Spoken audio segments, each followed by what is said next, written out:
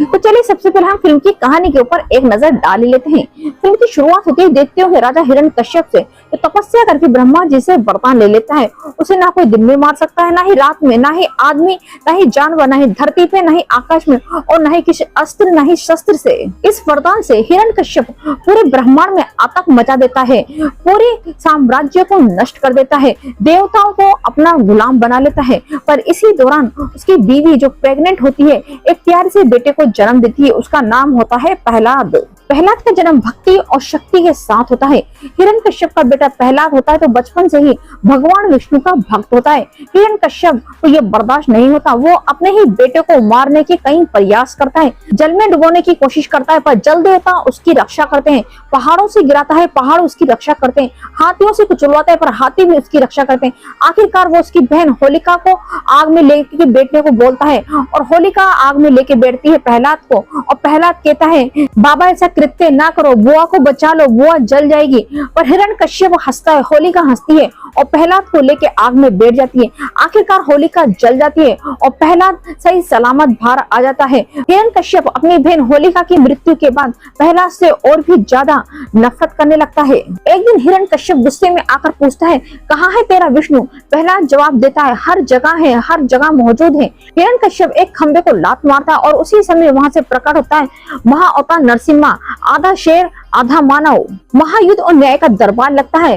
भगवान नरसिम्हा हिरण्यकश्यप को न दिन न रात, संध्या समय, न आकाश न धरती, गोद में उठाकर न अस्त्र न शस्त्र अपने नाखूनों से मार डालते हैं, और इस तरह से ब्रह्मा का वरदान टूटता नहीं लेकिन अन्याय का अंत हो जाता है। नरसिम्हा और हिरण्यकश्यप का महायुद्ध होता है। नरसिम्हा उसको दहलीज पे लेके बैठ जाता है और अपने तीखे नाखूनों से हिरण्यकश्यप का वध कर देता है। इसके बाद नरसिम्हा शांत नहीं होता है। नरसिम्हा अवतार को शांत करने के लिए प्रहलाद प्रार्थना करता है और भगवान फिर शांत रूप पे प्रकट होते हैं। वीएफएक्स क्वालिटी एकदम हाई क्वालिटी में इस पिक्चर को बनाया गया है। भाई पूरी फिल्म कार्टून की तरह है, लेकिन भावना और भक्ति से लबालब भरी हुई है।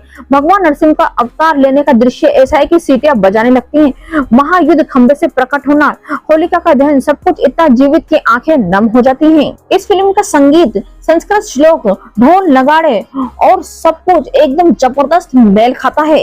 कुछ जगहों पे आपको डबिंग एकदम ओरिजिनल लगेगी, लेकिन बड़े बड़े भावनात्मक दृश्य में आवाज और संगीत इतना जबरदस्त है कि हर चीज आपको ऐसा लगेगा कि आप वहीं बैठ के अपनी आंखों से देख रहे हैं। फिल्म की बजट और कमाई की बात करें तो ये लगभग 90 करोड़ में बनाई गई थी, पर भारत में अब तक ये 145 करोड़ रुपए कमा चुकी है। पूरी दुनिया में यानी वर्ल्ड वाइड 220 करोड़ से ज्यादा कमाई कर चुकी है। ये फिल्म भारत की सबसे ज्यादा कमाने वाली एनिमेशन धार्मिक फिल्म बन चुकी है।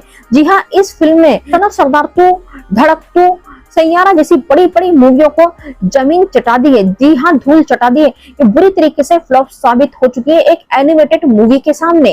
तो भाई अब अंतिम फैसला, फिल्म देखे या न देखे, ऑडियंस का टाइम काफी इंपॉर्टेंट है मेरे भाई। भगवान नरसिम्हा की कथा को आधुनिक अंदाज में देखने का अनुभव प्रदान करना, बच्चों के लिए प्रेरणा और बड़ों के लिए भक्ति का संदेश, न सिर्फ धार्मिक बल्कि रोमांचक, भावनात्मक, सांस्कृतिक महाकाव्य है। इसको नहीं देखा तो क्या देखा यार। रेटिंग की बात करने से 5 में से 4.9 की रेटिंग दी गई है। ये सिर्फ एक एनिमेटेड कार्टून है, ये आस्था है, ये साहस है, ये न्याय है।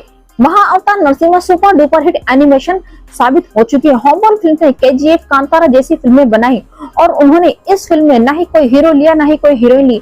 सिर्फ एनिमेशन से पूरी दुनिया में हॉलीवुड यूनिवर्स ने अपना जलवा मनवा दिया है।